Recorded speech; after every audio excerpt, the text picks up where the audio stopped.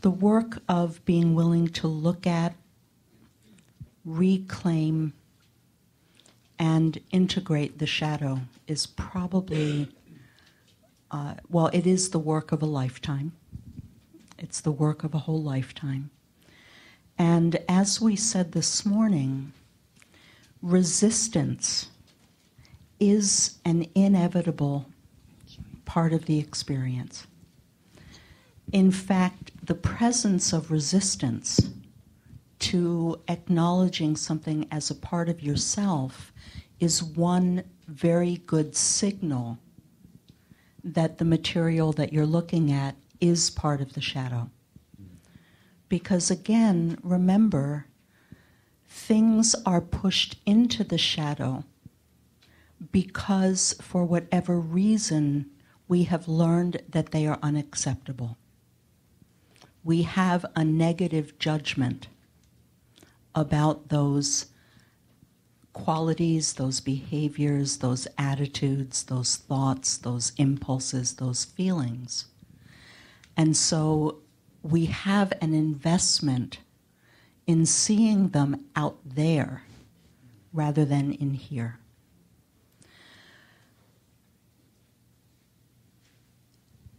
There also, I think that one of the things that is really helpful to understand when we look at the persona-shadow split, the persona-shadow boundary, is that on some level, intuitively, we know that the persona is a false self.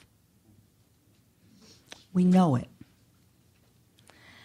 But we erroneously conclude that if that's the false self or a false self, then the shadow must be the true self. And that's part of where the fear of looking at it arises.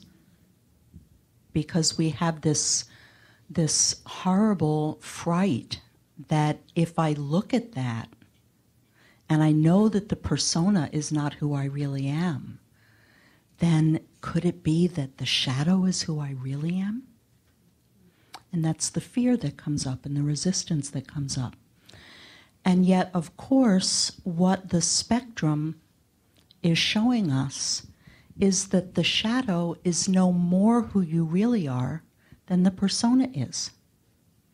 It's simply the other side of a polarity, neither one of which is the entirety of who you are. And that